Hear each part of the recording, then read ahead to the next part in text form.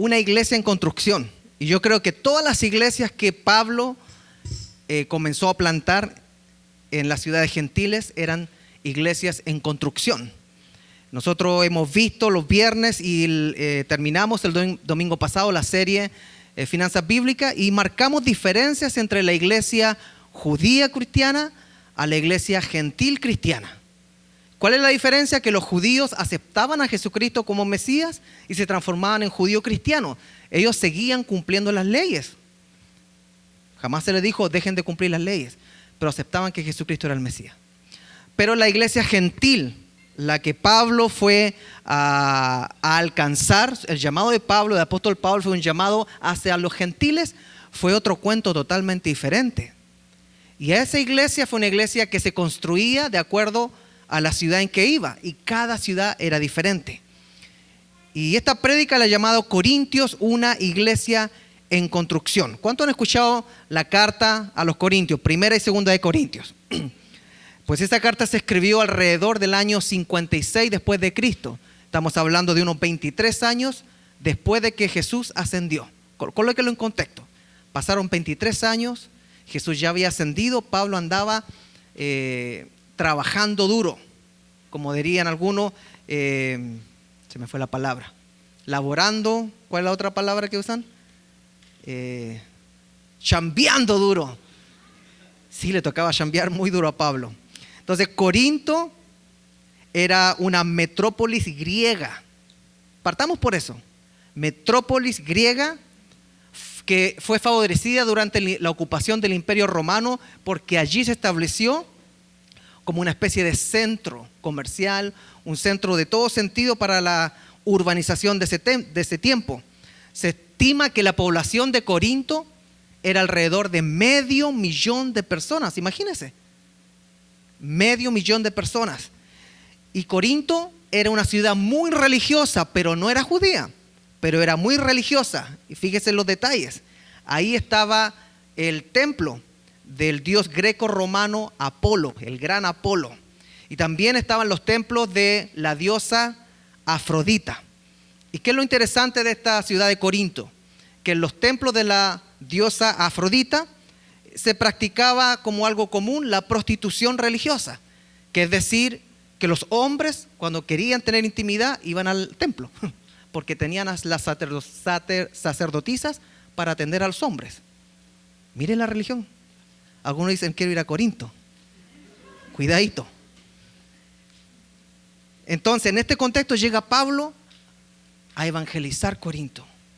La cultura en Corinto era egocéntrica, con costumbres inmorales, que bajo el lente bíblico ningún predicador ni evangelista quisiera ir para allá. Esa es la verdad. Ellos se creían intelectualmente abiertos. Era una cultura filosófica, porque eran griegos. Creían todo desde un punto de vista filosófico. Mi verdad es mi verdad, tu verdad es tu verdad, y discutamos, hablemos. Yo soy de mente abierta. ¿Les suena parecido eso un poquito? Entonces, ¿qué pasa? Hechos 18 nos narra un poquito de cómo comenzó esta iglesia en Corinto. Y vamos a echarle una miradita. Hechos 18, verso 18 dice: después de estas cosas, Pablo salió de Atenas y fue a Corinto. Atenas era otra ciudad griega donde tuvo que predicar en el centro filosófico más grande de Atenas. Y debatía con filósofos de gran altura, Pablo. Y después sale a Corinto. Y halló a un judío llamado Aquila, natural de Ponto, recién venido de Italia con Priscila, su mujer, por cuanto Claudio, no yo, había mandado que todos los judíos saliesen de Roma. Fue a ellos y como era del mismo oficio, se quedó con ellos. Y trabajaban juntos, pues el oficio de ellos era hacer tiendas, y discutía en la sinagoga todos los días de reposo, o sea, el sábado de ellos. Y persuadían a judíos y a griegos. Perfecto. Pablo llega a Corinto, se pone a trabajar con Priscila y Aquila haciendo alfombra. Y los sábados iba a discutir a la sinagoga. ¿Estamos claros hasta ahí, no? En la sinagoga estaban los judíos. Mire lo que pasa ahora. Y cuando Silas y Timoteo vinieron a Macedonia, de Macedonia, llegaron a Corinto, de Macedonia, Pablo estaba entregado por entero a la predicación de la palabra. Ahí ya cambió, ya no hacía alfombra. Ya estaba entero dedicado a la predicación de la palabra. Testificando a los judíos que Jesús era el Cristo, solamente en la sinagoga y a los judíos. Pero oponiéndose y blasfemando estos, los judíos, les dijo, sacudiéndose los vestidos. Pablo se enojó, era de mecha corta Pablo. Se sacudió el vestido y dijo, vuestra sangre sea sobre vuestra propia cabeza. Yo limpio, desde ahora me iré a los gentiles. Se acabó el trabajo con los judíos en Corintio y se fue a los corintios, a los gentiles. Y saliendo de allí se fue a casa de uno llamado Justo, temeroso de Dios, la cual estaba junto a la sinagoga. Y Crispo era el principal de la sinagoga. Volvimos ahora con uno de los judíos, que era principal de la sinagoga, que creyó en el Señor con toda su casa. O sea, un judío que creyó, pero Pablo ya se había ido a la sinagoga, entonces era una mezcla media tremenda ahí. Y muchos de los corintios, oyendo, creían y eran bautizados. O sea, ahí comienzan a hacer la iglesia de Corintio. Porque Pablo se enojó con los de la sinagoga, les dijo, había una costumbre de sacudirse los pies, la ropa, que yo no soy responsable de ustedes. Pero aún así, algunos creían. Y ahí se producía una tercera iglesia, digamos, que era la de judíos, que participaban con gentiles, pero no dejaban de estar en la sinagoga. Era algo raro ahí. Nosotros somos gentiles. Nosotros somos la iglesia de Corinto. Algunos van a decir, no, yo no quiero ser la iglesia de Corinto al final. Van a decir, ¿por qué? Entonces, el Señor dijo a Pablo en visión de noche, no temas, sino habla y no calles, porque yo estoy contigo y ninguno pondrá sobre ti la mano para hacerte mal, porque yo tengo mucho pueblo en esta ciudad. Y se detuvo allí 1 año y 6 meses enseñándoles la palabra de Dios. Hay que dejar en claro que esta iglesia que comenzó en Corinto, la iglesia de Corintios, también ayudaron a fundarla Silas, Timoteo, Priscila, Aquilas y Apolos. Y algunos de ellos eran judíos y otros eran gentiles. Entonces, el liderazgo que andaba predicando también era una mezcla. Con la diferencia que los líderes gentiles no podían ir a la sinagoga, no los aceptaban. Pero en la iglesia gentil sí podían entrar los dos, ya sea judío o líder gentil. Era media rara la cosa. Entonces, quisiera que viéramos un poquito características de la iglesia de Corintios. La iglesia de Corintios tenía las siguientes características. Era una iglesia carnal. La cultura y sus costumbres obstaculizaban que ellos aprendieran a caminar como la palabra lo establecía. En ese tiempo no existía el Nuevo Testamento. Se estaba todo haciendo en el mismo instante, en el año 56. Todavía ni se escribían algunas cartas. La iglesia de Corintio eran carnales, pero tenían dones espirituales. Mire qué contradicción. Y eso es lo que vamos a ver ahorita. Era una iglesia que no evangelizaba, no salían a evangelizar a las calles, ellos se quedaban encerrados. En la iglesia de Corintio, algunos profesores comparan la ciudad de Corintio como la ciudad de Las Vegas, en cuanto a cómo se vivía. La mentalidad filosófica de ellos chocaba con la mentalidad bíblica de ese tiempo, de lo que había, aunque se convertían y tenían dones espirituales. Los estándares morales eran totalmente diferentes a los bíblicos, pero eran iglesia, habían aceptado al Señor. Sobre todo las prácticas relacionadas con sexualidad, pero claro, pues si ellos tenían una mente abierta de sexualidad, supongo que el hombre le decía, hey, voy a ir al templo, a la esposa, iba al templo, ¿no? Ellos aceptaban el evangelio de Cristo, pero no convertían su mente ni su cuerpo. Una cosa es aceptar a Cristo y la otra es convertir la mente y el cuerpo. Y aquí donde quiero traspasarle a ustedes la atención que había en Corinto. Esa iglesia que nosotros tenemos 2 cartas, pero fueron 4 cartas que escribió Pablo. Nosotros tenemos la segunda y la cuarta. Y en eso voy a estar basando esta radiografía de la iglesia de Corintios. La iglesia de Corintios comenzó como una iglesia egoísta, golosa, borracha y sexualmente inmoral. ocurrían problemas grandísimos ahí, en las cartas se ven, al punto de que uno de los miembros había tomado como mujer a su madrastra y se sentían orgullosos. Pero Pablo, lo interesante, que cuando leemos el primer capítulo de Corintios, abre diciendo a los santos en la iglesia de Corintios. Santito debería haber colocado, ¿no? A los santos dice. Corintios 1 dice: Pablo, llamado por la voluntad de Dios a ser apóstol de Cristo Jesús, y nuestro hermano Sóstenes, a la iglesia de Dios que está en Corinto, a los que han sido santificados en Cristo Jesús y llamados a ser su santo pueblo. O sea, dijo que han sido santificados y que han sido llamados a ser pueblo santo, junto con todos los que en todas partes invocan el nombre de nuestro Señor Jesucristo. Entonces aquí vemos una aparente contradicción. Sabemos que la iglesia de Corintio era egoísta, se creía intelectual, exaltaba la sabiduría, la lectura filosófica para ellos era lo máximo. Era gente borracha, porque en los capítulos posteriores dice que llegaban a la iglesia a emborracharse, que ni siquiera esperaban que llegaran todos, se hacían grupos, los que tenían más no compartían nada con los otros. Eran unas borracheras tremendas que se daban en la iglesia, aparte de la inmoralidad sexual. Entonces, ¿por qué Pablo se dirige a ellos diciéndole a la iglesia en Corintio que han sido santificados en Cristo Jesús y llamados a ser su santo pueblo? ¿Qué pasa en eso? Si vemos una iglesia de Corinto que no es santa al estándar que nosotros tenemos, pero Pablo le escribe una carta y lo primero que le dice que a los santos de Corinto. Y ahí es donde quiero basar el punto número 1, que es salvación versus consagración. Debemos entender claramente que la salvación es un regalo de Dios. ¿Y cómo se recibe este regalo? Por creer en Jesucristo y decidir seguirlo. El día que creemos en el Evangelio, en las enseñanzas de Jesucristo, su muerte y resurrección, y decidimos seguirlo, porque ahí está la clave, decidir seguirlo, le decimos: Señor, yo te voy a seguir, mi vida ahora está en tus manos. Ese día el Espíritu Santo nos sella con la salvación, lo que vimos el primer bautismo de la salvación. Es un día maravilloso. No tiene que darte la gran pataleta, es solamente aceptar en tu corazón a Cristo y decidir seguirlo. Esa es la salvación, es un regalo. Pero después viene el proceso de consagración o santificación, que es muy diferente.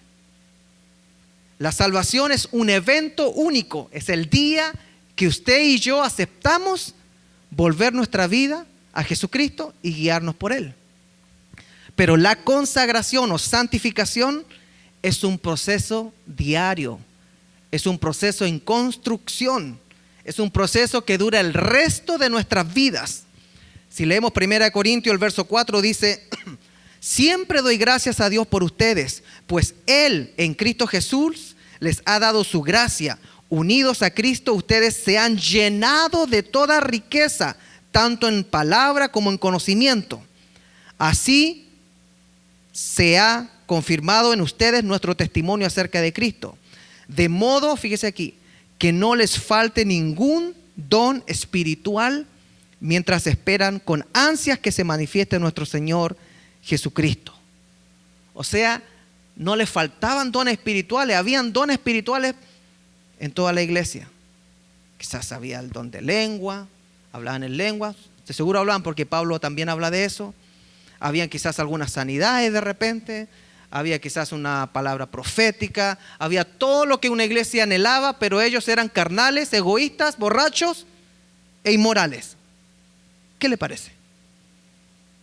Todos los creyentes tenemos comunión con Dios, pero nuestra comunión con Dios, escuche, amada iglesia, se ve afectada cuando pecamos. No sé si ha escuchado el término: no estoy bien con mi papá, andamos peleados. ¿Has hablado con tu mamá? No, tuvimos un desacuerdo el otro día y no le he hablado. ¿Dejó de ser hijo usted? ¿Dejó de ser hija?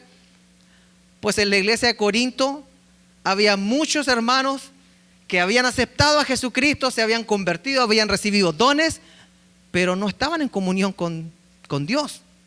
No perseguían, no construían su santidad con Dios diariamente. Ahora, debemos entender que Dios usa gente débil, gente que no es perfecta, porque su voluntad y propósito siempre demuestran que Él puede hacer lo mejor con gente incapacitada, no preparada, incluso que no es digna. Pero ese no es el estatus que Dios espera de nosotros. Los hermanos en Corintio tenían preferencias por sus líderes, por ejemplo, y esto provocaba rivalidades. 1 Corintios 1:12 dice: me refiero a que unos de ustedes dicen, yo sigo a Pablo, otros afirman yo a Apolos, otros yo a Cefas y otros yo a Cristo. Miren, tenían 4 grupos ahí, pero eran espirituales, tenían dones. Cualquier hermano que llegaba de otra ciudad a buscar una iglesia pentecostal se iría a la iglesia de Corintio, aunque fueran egoístas, golosos, inmorales, pero eran espirituales. ¡Qué contradicción!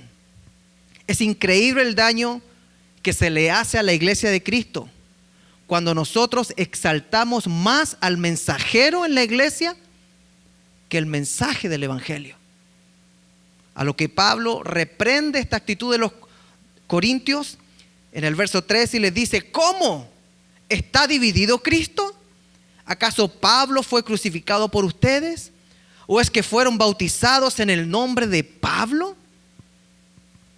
Amada iglesia Crixai, al igual que los hermanos de Corintio, uno de los primeros problemas que tenemos hoy es que miles y miles de cristianos siguen a un ídolo, siguen a un líder espiritual que solamente a través de él ven que Dios habla, se conforman con la teología diluida de canciones de adoración.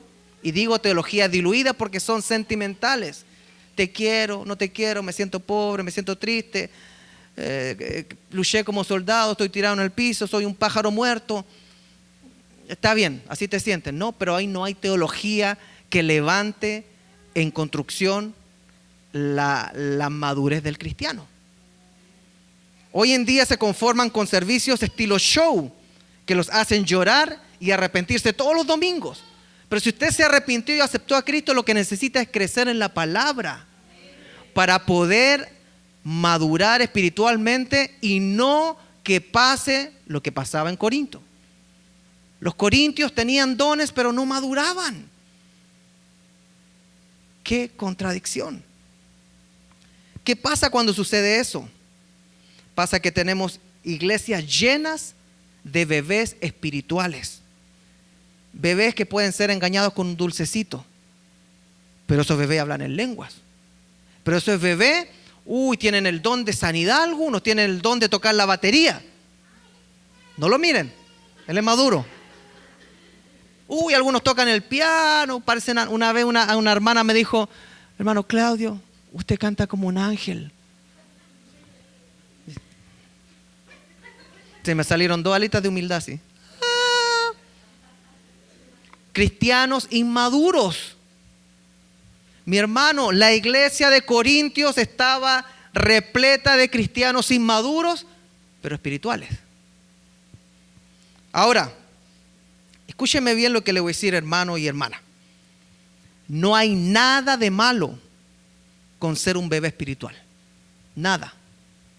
Si es que usted acaba de convertirse.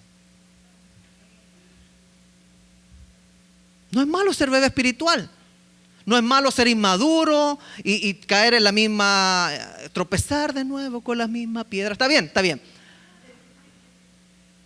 Para eso está el pastor, los líderes, la enseñanza bíblica. Uno va enderezando, todos partimos así. ¿Qué es lo que es malo? Tener bebés espirituales con bigotes. Tener bebés espirituales que ya tienen 5, 10, 15, 20 años y todavía no tienen un carácter manso y humilde como el de Cristo. Tener cristianos que se cachiporrean, que se exaltan, se enorgullecen de todo el tiempo en la iglesia, pero no saben servir con la boca cerrada. Tener cristianos que se alzan como personas que conocen la palabra, pero no son de bendición para los hermanos, le huyen los demás. Ay, no, hermano. Camina, hijo, camina.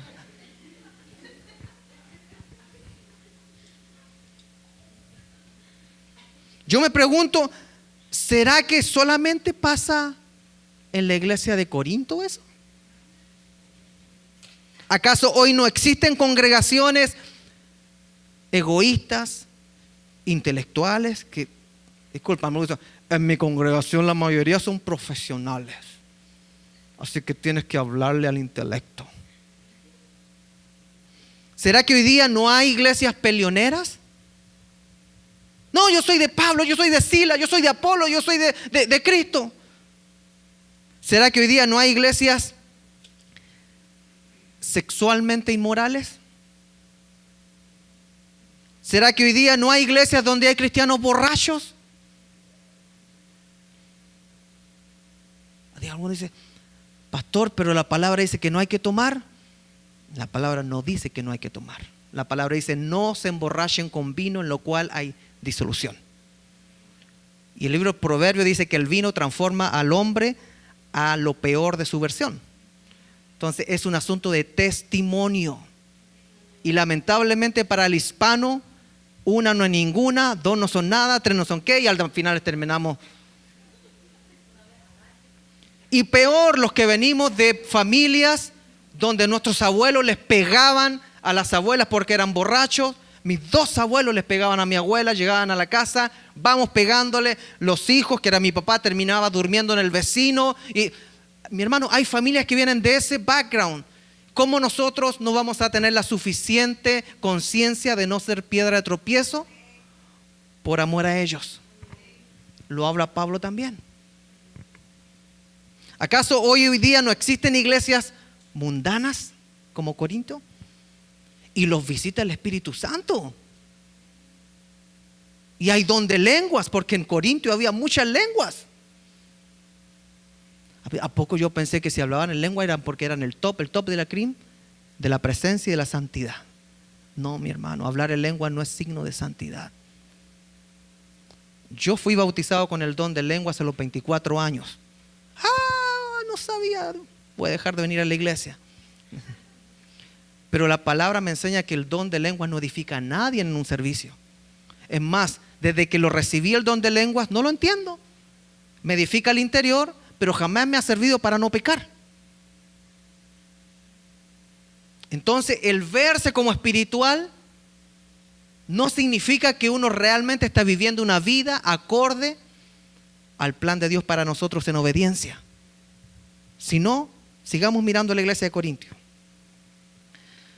Algo que caracterizaba a los judíos es que ellos, para creer en Dios, necesitaban ver milagros. Los judíos eran de milagros, por eso Jesucristo tuvo que hacer muchos milagros e incluso resucitar muertos, e incluso el hecho de que llegara el Espíritu Santo el día de Pentecostés como una evidencia de que los judíos comenzaron a hablar otras lenguas de otros países, era para que los judíos, ¡ay, sí, esto es de Dios! Porque el judío cree a través de los milagros. Pero estamos hablando de una iglesia gentil. Y en esa iglesia, los gentiles, ellos buscaban la sabiduría. A ellos les gusta que los embolen con pensamientos filosóficos. Para que las personas de Corintios se convirtieran, ellos querían entender con sabiduría qué es lo que era el evangelio. Y ese era el problema, que muchos lo entendían, se convertían, entregaban, pero no sabían de que el evangelio no era solamente de saber y conocer, sino era de vivirlo día a día, dejando el hombre y la mujer antigua. Por eso Pablo volvía y les decía, ¿quieren que vaya con cincho o quieren que vaya con amor?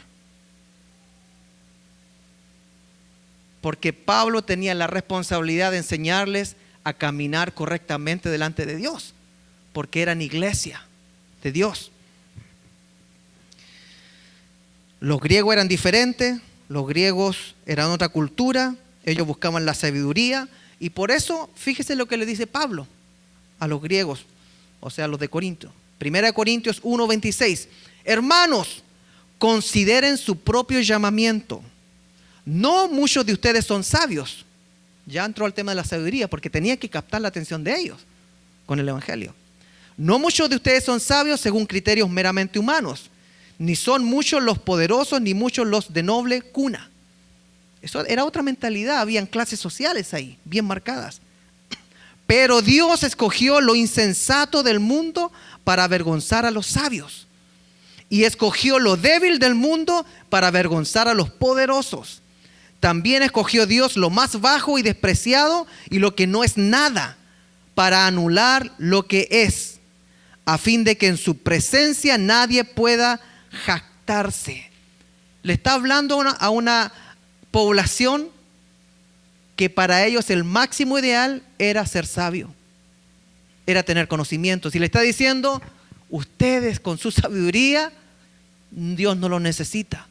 Dios puede tomar al más vil, al menos sabio, para avergonzar al más poderoso o al más preparado. Esa es una forma totalmente diferente de ir a predicar el evangelio a una cultura griega que le gustaba filosofar. Entonces, ¿qué pasaba en la iglesia de Corinto? ¿Por qué Pablo los llamaba santos al principio? Pero la iglesia en realidad estaba llena de inmoralidad, de peleas y egoísmo. ¿Por qué? Precisamente porque es imposible vivir un evangelio solamente de sabiduría. Conociendo, aprendiendo, memorizando, debatiendo. Yo conozco a personas muy preparadas que me están esperando a veces para debatir de la palabra y mostrar cuánto pueden memorizar de ella. Y el que gana es el que más ha memorizado, porque desde su trinchera disparan los versículos que ellos pertinentemente colocan y ganan la batalla. Qué lindo, ¿no? Pablo les estaba diciendo todo lo contrario. Al más insensato y poco sabio de ustedes, es a ese al que Dios puede usar para avergonzar al que ustedes piensan que es sabio. Lo que define nuestra consagración y santificación no es nuestra sabiduría. Nuestra consagración, nuestra santificación lo define nuestra comunión diaria con Dios, que es la disciplina que tenemos para buscarlo a Él. No es que yo voy a la iglesia el domingo y el domingo me paro, danzo, canto, bailo, declaro, grito, salto, todo. ¿Y cómo vive usted diariamente? ¿Ha aprendido a decir, hágase tu voluntad? Yo quiero esto, pero hágase tu voluntad.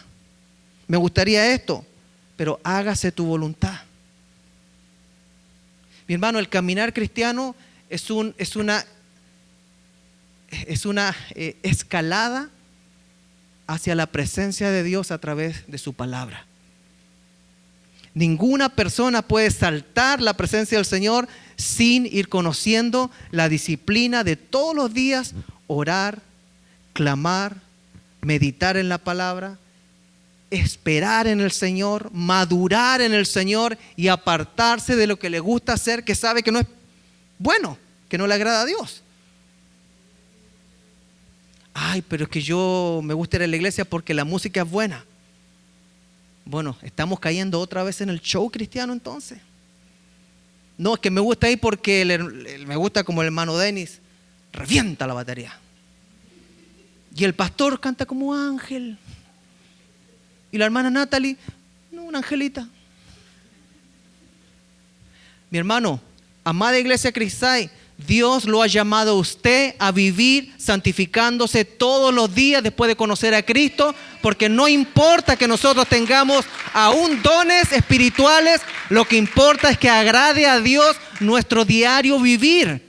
Que agrade a Dios nuestro diario vivir, que nuestras finanzas, que nuestro tratar con nuestro esposo o esposa, que nuestra forma de vivir con los hijos, con los vecinos, en el trabajo, con los familiares, el conjunto de nuestras decisiones de comportamiento dan evidencia si es que nosotros somos cristianos espirituales.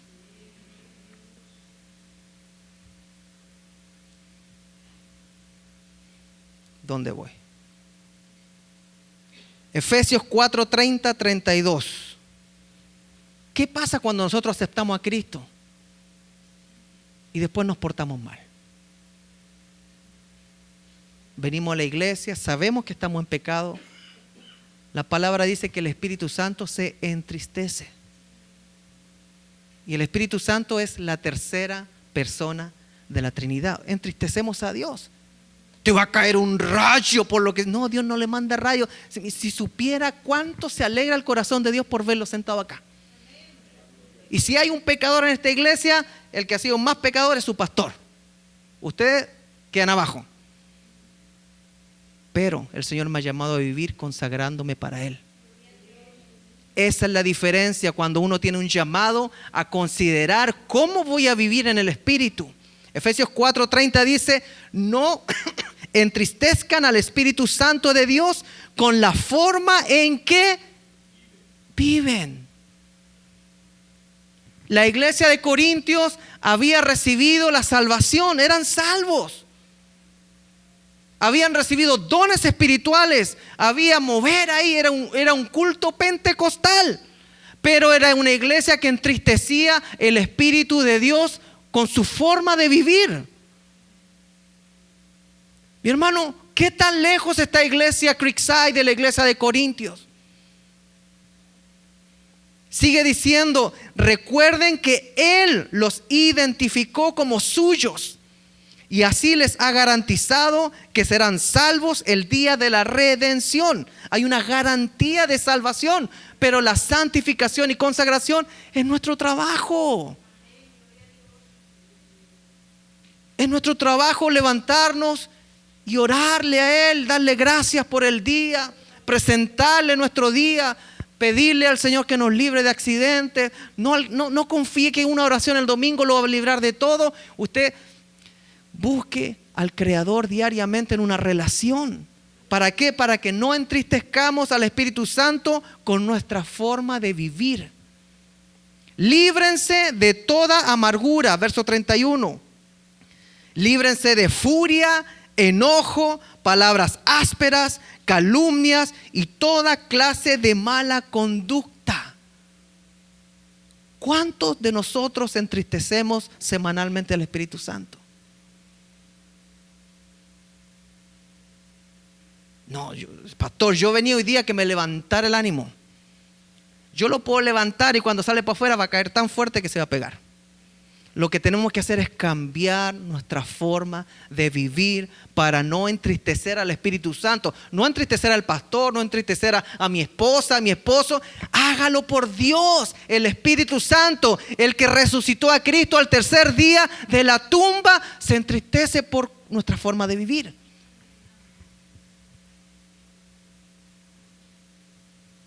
El apóstol Pablo describe 4 tipos de cristianos en la iglesia de Corinto. Uno es el hombre natural. El hombre natural es el que no tiene nada de Dios. Así lo define él, no tiene el Espíritu de Dios. Perfecto, un mundano. Después describe al hombre espiritual. El hombre espiritual es el que ha aceptado a Dios y tiene el Espíritu de Dios morando en él. Ha sido sellado con el Espíritu de la promesa al momento de aceptar a Cristo. Amén. Pero después habla del creyente inmaduro, que es el que puede tener el Espíritu de Dios, pero es bebé. Y después habla del creyente carnal, que es el que puede tener el Espíritu de Dios, pero decide vivir de forma carnal como un no creyente. Mire qué interesante, o sea, hay 2 tipos de creyentes que pueden estar viviendo mal. El creyente inmaduro y el creyente carnal. Y a ellos se está dirigiendo el apóstol Pablo en la iglesia de Corintio. Mi hermano, entre nosotros, que no salga de aquí, lo borra hermano después de él allá. ¿Ha visto algún hermano carnal aquí? ¿Han visto alguna hermana carnal? No, pastor, aquí no hay ninguna, gloria a Dios. ¿Has visto algún hermano inmaduro por este lado? ¿Has visto alguna hermana inmadura? La mejor forma de contestar esa pregunta es sacar el espejo y analizarnos. Una persona salva puede comportarse de manera espiritual, pero también puede portarse de manera carnal. ¿Cómo estoy yo? A ver, ¿cómo estoy yo? Me analizo. ¿Cuánto he cambiado desde que me convertí al Señor? El cristiano que se comporta como un inconverso puede que a lo mejor él piense que es cristiano, pero en realidad no ha sido cristiano todavía. Ese es el gran peligro que corre. Porque hay personas que cometen errores, pero aman al Señor de alguna manera rara. Yo fui uno de esos. ¡Tarán! Pero hay otros que creen que aman al Señor y viven en pecado y nunca han sido su nombre inscrito en el libro de la vida. Entonces, jugar con una ruleta rusa es jugar con fuego, el vivir una vida carnal pensando que soy salvo. Y el que juega con fuego se quema. Gálatas 5:16 dice: por eso les digo, dejen que el Espíritu Santo los guíe en la vida. Entonces no se dejarán llevar por los impulsos de la naturaleza pecaminosa. ¿Se acuerdan que vimos los enemigos de nosotros? Los tres frentes. ¿Cuál era el enemigo número 1? La carne. Uy, que pide y pide y pide y no para de pedir. A mí ya quiero carne asada yo. Partiendo de la comida nos pide. ¿Por qué cuesta tanto ayunar? Porque cuesta dejar de comer. Y de ahí otras cosas también. ¿Cuál era el segundo enemigo? El mundo, el que nos llama. Come here. Are you available Saturday night, my friend? I want to see you. O esa llamada que nos llega 1 p.m. Saturday. Are you available? Reprendo. Amada iglesia Creekside, el problema con un cristiano carnal es que puede que no sea cristiano. Se está engañando. Es decir, lo terrible de esto es que hay cristianos carnales que se sienten cómodos comportándose como un carnal, pero ellos piensan que tienen la salvación y quizás la tienen porque nadie puede decir quién es salvo y es salvo. Si ha tenido una rendición genuina o no, I don't know. Pero está jugando con fuego. Ahora, esos dos tipos de personas se encontraban en la iglesia de Corintios. Yo me pregunto, ¿será que todavía tenemos esos tipos de cristianos en la iglesia? ¿Será que hay cristianos carnales en la iglesia? A ver, mira al que está al lado.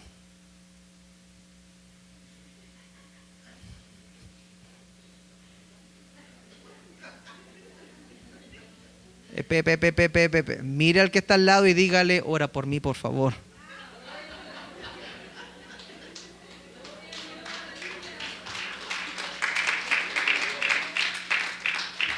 Ora por mí, porque el que se cree que está firme, que está fuerte, cuídese de no caer. Antes de la caída está la altivez de corazón. Así que pídale a su hermano que ore por usted, no lo mire para juzgarlo. ¿Por qué queremos sacar la paja en el ojo ajeno cuando nosotros tenemos la tremenda viga, el tremendo tronco? Pastor, yo venía que me levantara hoy día.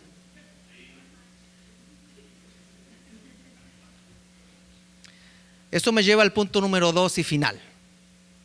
Número 2, construyendo nuestra vida cristiana. Una vez que volvemos al comienzo a recordar que la salvación es un regalo, la salvación es un regalo y no me canso de repetirlo, para los que creen en Jesucristo y deciden seguirlo. Es importante esa frase, seguirlo, porque Santiago declara que los demonios creen pero no lo siguen. Los demonios creen y tiemblan, pero no siguen las enseñanzas de Jesucristo. Nosotros creemos, lo aceptamos y luego comenzamos a seguir. Venir a la iglesia es parte de seguir a Dios, pero no lo es todo. Ok, entonces la salvación es por gracia, es un regalo. Pero hay que aclarar algo después. La calidad de nuestra vida cristiana la construimos nosotros. Y esto es profundizar un poquito más en el tipo de vida que estamos viviendo nosotros. ¿De qué le sirve a un pastor tener la iglesia llena de cristianos carnales? Primeramente está haciendo un mal trabajo porque no está educando, enseñando, amonestando, ni rogándole al Señor que toque el corazón de la congregación. ¿De qué nos sirve tener un mega templo con mega músicos si son todos inmaduros? viven peleándose. Mi hermano, si supieran las peleas que hay en las bandas cristianas de iglesias, uno diría, pero ¿se han convertido estos hermanos?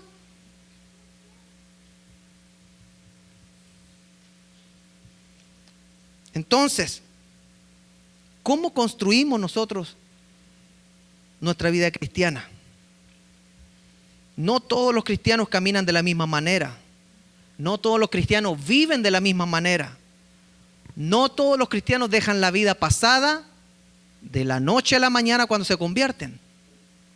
No todos los cristianos construyen su casa en la roca. Algunos cristianos siguen construyendo en la arena y se les cae, y cuando se les cae llaman al pastor. Pero eso es iglesia. Error tras error, Dios, el Hijo, el Espíritu Santo y el pastor tienen que estar con usted, que es iglesia. ¿Por qué? Porque somos lo más preciado para el Señor. Él no nos va a abandonar porque cometemos un error, o 7 errores, o 14 errores, pero Él nos va a estar llamando al arrepentimiento siempre. ¿Para qué? Para que construyamos nuestra vida sobre la roca. ¿Con qué tipo de piedra se construye el caminar cristiano? Ya vimos de que hay cristianos carnales y hay cristianos, ayúdeme, inmaduros. Pero nosotros no queremos ser esos cristianos, ¿cierto? Nosotros queremos construir una vida madura y espiritual. ¿Cómo se hace eso? La enseñanza apostólica nos da claridad sobre el tema del caminar. ¿Cómo podemos caminar como a Dios le agrada? El apóstol Pablo y el apóstol Pedro colocan un ejemplo muy práctico en este sentido, y es el de construir un templo con nuestros actos, con nuestra vida. En esos tiempos la construcción se hacía con piedras.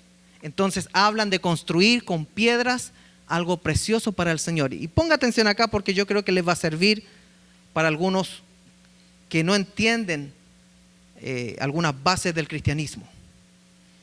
¿Por qué el apóstol Pablo y el apóstol Pedro enseñan a las iglesias de que deben construir su vida cristiana como la construcción de un edificio? ¿Por qué?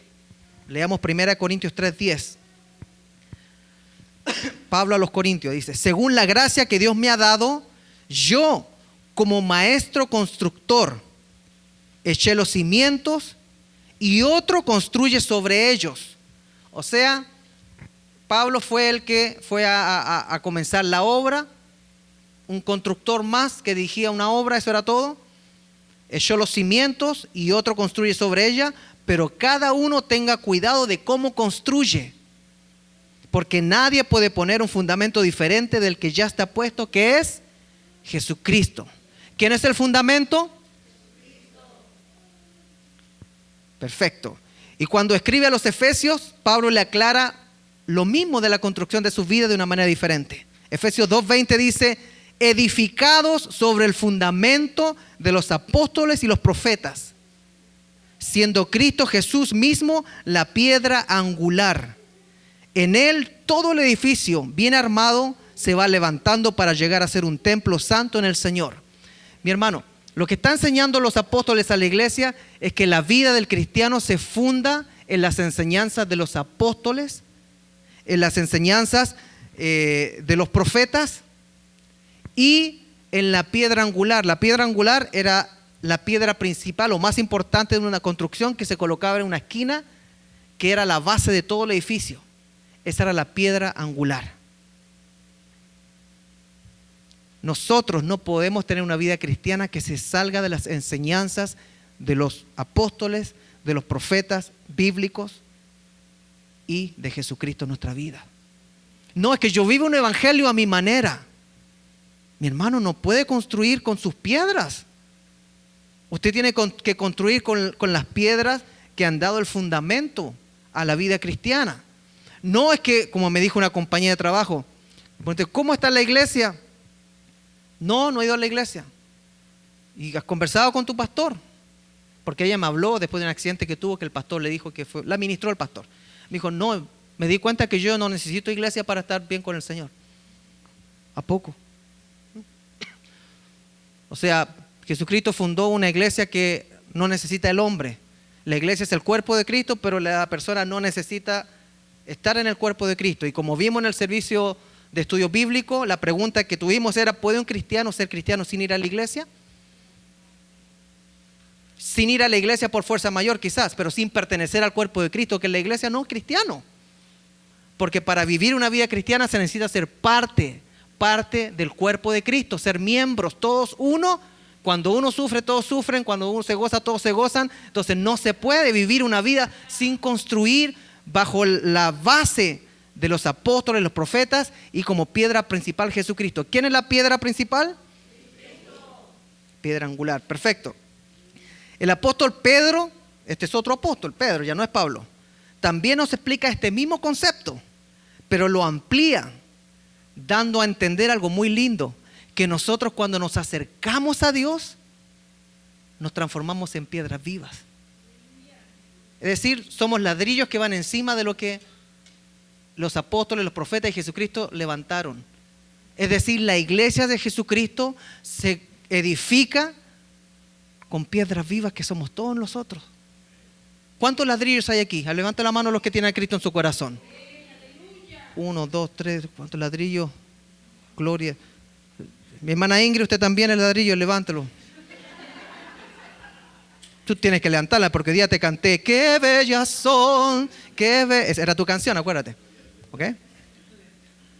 Mi hermano, nosotros edificamos la iglesia de Cristo siendo piedras vivas al acercarnos a Dios. Ahora, ¿qué pasa cuando nosotros colocamos piedras que se nos da la regalada gana a nosotros? O sea, vivimos la vida como queremos. Veamos lo que dice también.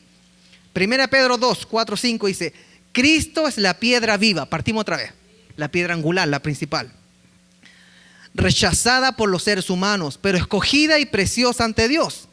Al acercarse a Él, también ustedes son como piedras vivas. Mire qué lindo. Con las cuales se está edificando una casa espiritual. Mi hermano, usted es un ladrillo en la iglesia de Cristo. Usted es un ladrillo espiritual fundado desde que nació para que usted edifique el cuerpo de Cristo. Si es que nos acercamos a Dios, nos transformamos en piedras vivas con las cuales se está edificando una casa espiritual. De este modo llegan a ser un sacerdocio santo, o sea, a tener una vida santa. O sea, a vivir de manera consagrada, acercándonos a Dios y practicando lo que aprendemos, nos transformamos en piedras vivas. Para ofrecer sacrificios espirituales que Dios acepta por medio de Jesucristo. Entonces, ¿quién es la roca principal de la iglesia?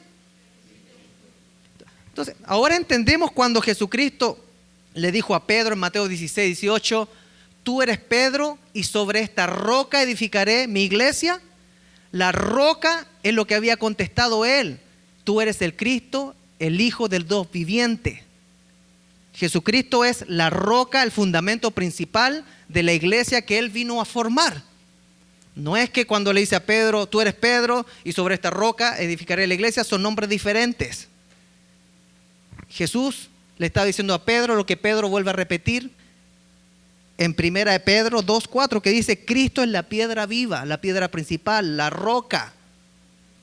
Y nosotros somos, al acercarnos a Él, piedras vivas también, que se van colocando encimita. Ahora, ¿por qué hay cristianos egoístas? ¿Por qué hay cristianos pecaminosos? ¿Por qué hay cristianos carnales? ¿Por qué hay cristianos inmaduros? Porque no se acercan a Dios lo suficiente para ser una piedra viva. Lo conocen, de oídas te había oído, mas ahora mis ojos te ven. Cuando uno comienza a acercarse a Dios en la lectura de la palabra, en la seriedad. Mi hermano, hay personas que están en la iglesia y no toman las cosas en serio.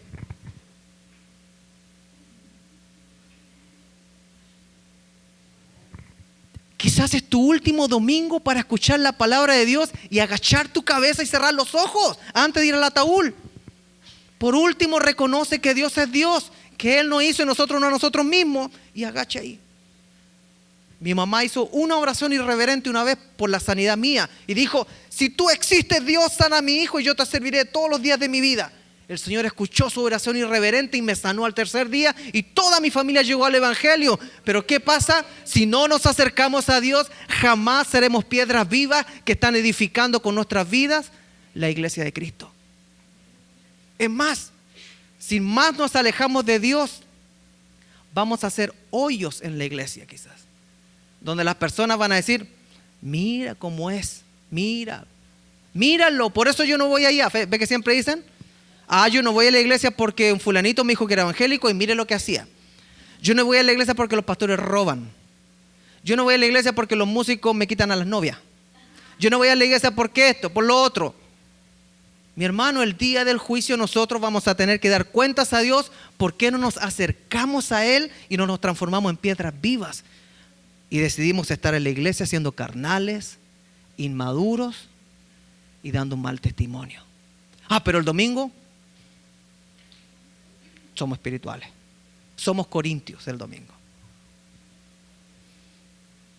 Levante el ánimo.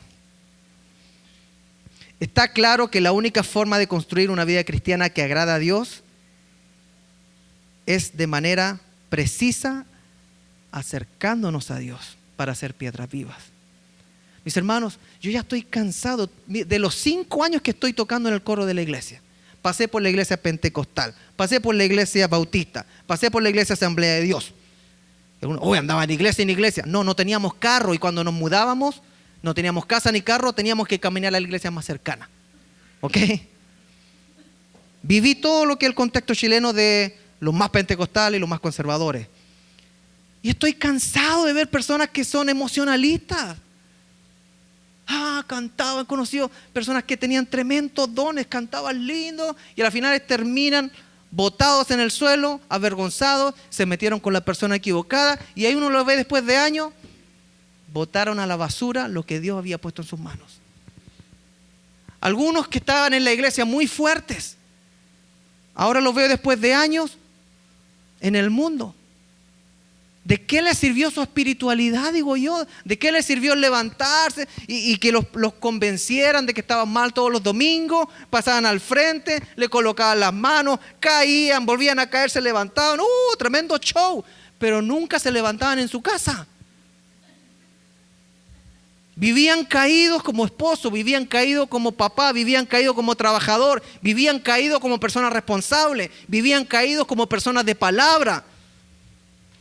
Mi hermano, yo no quiero ver después de 10 años que usted y yo vayamos a terminar como uno de ellos, sino que seamos piedras vivas, que nos cimentamos en el edificio que está en construcción y nada nos movió nunca más. Vinieron tempestades, vinieron vientos fuertes, pero como construimos por sobre la roca que es Cristo, nunca nuestra vida se vino abajo.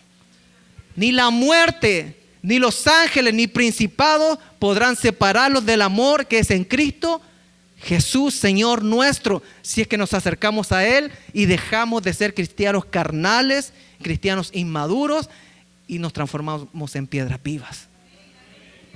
Mi hermano, la salvación Dios nos la dio gratis, pero la santidad y la consagración es nuestra tarea.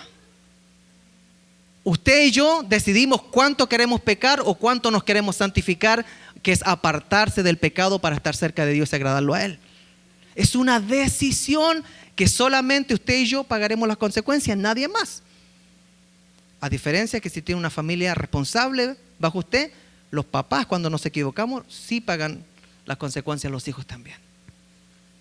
Cuando un matrimonio se viene abajo, los hijos pagan las consecuencias. Económicamente, muchos nunca se vuelven a levantar porque un matrimonio es unidad en todo sentido. Las iglesias que en un momento se sintieron fuertes porque tenían actividades, traían a fulano, mengano, hacían tremendo show, si no se educaron en la palabra, sino se les enseñó, se les pidió que por favor aprendieran la rutina de abrir la Biblia, de leer la Escritura, de orar todos los días antes de salir, de pedirle al Señor que les hable a través de algo que pasa en ese día. Que no se acostumbren a venir el domingo a escuchar a Dios solamente. Dios nos habla todos los días. Y el día menos pensado nos viene a buscar. Y el día menos pensado se va su hijo contigo, su hija. El día menos pensado puede partir tu mamá, tu papá. ¿Por qué no estamos orando y pidiéndole al Señor que nos muestre lo que debemos hacer? ¿Por qué vivimos una vida tan mundana, enfocadas en sabemos cuánto vamos a ganar o cuánto queremos ganar, cuánto queremos ahorrar? Sobre todo después de las clases que tuvimos, ¿no? Clase de prédica. No, ahora somos unos expertos en finanzas. Eso no lo es todo, eso es mayordomía. Pero si no somos piedras vivas, ¿de qué nos sirve? Mi hermano, mi sueño es tener una iglesia que no sea necesario pedirle que pasen al frente para que se caigan.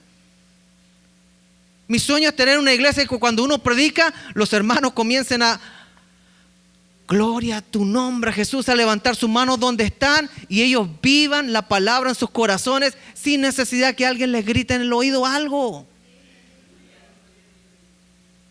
Yo agradezco el corazón de algunos ministros, pero yo no entendía por qué siempre a mí yo pasaba al frente y me tenían que gritar al oído: ¡fuego! ¡Fuego! Y, fuego. Y hasta que no me daba la chiripiolca no paraban. ¡Quémalo, Padre! Y les voy a ser sincero, hay veces que yo me tiré para que ya acabara la cosa. Yo nunca me tiré así, yo hacía así. Mi hermano, si usted está en la iglesia de Creekside, yo le voy a decir una cosa. Si usted aceptó a Jesucristo como su Salvador y decidió seguirlo, vivamos una vida apartada para Él. Cuando uno vive una vida apartada, eso se llama resistir al diablo y él huirá de vosotros. Cuando nosotros vivimos una vida apartada de lo malo, del pecado, entonces tenemos la gracia y el favor de Dios. No necesitamos llorarle tanto a Dios porque confiamos que estamos en sus manos. Venga lo que venga, nosotros sabemos que nada nos puede separar del amor de Dios. No tenemos que hacer el gran show para romperle el corazón a Dios con mil lágrimas, sino que sabemos que Dios mira la tierra y ve personas justas. Miró y vio a un hombre justo y lo salvó del diluvio. Miró y vio a su iglesia y la arrebató antes que empezara los tiempos peores, porque vio justicia. Mi hermano, la oración de un justo puede mucho, pero ese justo no puede ser un cristiano carnal. Ese justo no puede ser un cristiano inmaduro que anda haciendo pataletas. Ese justo tiene que ser un cristiano tranquilito. No tienen que enterarse nadie de que esa persona en la mañana ora, se presenta delante del Señor en sus palabras, abre la Biblia, quizás la lee, la escucha en aplicaciones. Yo todas las mañanas le doy gracias al Señor porque puedo escuchar libros. He avanzado no sé en cuántos libros ya. Manejo y escucho. No le cuente a nadie. Y se siente lindo cuando uno se acostumbra a estar todas las horas del día meditando en el Señor. Escuchando palabras, escuchando teología, escuchando versiones, escuchando posiciones, planteamientos. Meditando en la ley del Señor, de día y de noche. 1 Corintios 3, porque nadie puede poner un fundamento diferente del que ya está puesto, que es Jesucristo. Si alguien construye sobre este fundamento, ya sea con oro, plata y piedras preciosas, o con madera, heno y paja, voy a repetirlo, o con madera, heno y paja, su obra se mostrará tal cual es, pues el día del juicio la dejará al descubierto. El fuego la dará a conocer y pondrá a prueba la calidad del trabajo de cada uno. Si lo que alguien ha construido permanece, recibirá su recompensa. Pero si su obra es consumida por las llamas, él sufrirá pérdida. Será salvo, pero como quien pasa por el fuego. Uy, este es un texto difícil de explicar teológicamente, pero fácil cuando uno quiere entenderlo. Alguno puede preguntar, ¿qué significa esto, pastor? Ya no entiendo, que voy a pasar por el fuego, pero si salgo mal igual puedo ser salvo. Sí, lo que quiere decir es que ya vimos que el apóstol Pedro nos llama a vivir siendo piedras. ¿Qué tipo de piedras que se acercan a Dios? Piedras vivas. Y como somos llamados a ser piedras vivas, piedras preciosas, cuando departamos con el Señor y estemos delante del tribunal de Cristo, todo lo que hicimos los cristianos en la tierra se va a pasar como por el fuego. Y si en vez de piedras preciosas colocamos paja y madera, como nuestra obra, ¿qué pasa con la paja y la madera? No va a servir de nada lo que hicimos. Vamos a quedar desnudos, vamos a ser salvos, pero como quien pasa por el fuego, perdimos todo lo que suponía que estábamos haciendo. Porque tenemos que ser piedras vivientes. Mis hermanos, yo quisiera que usted cerrara sus ojitos.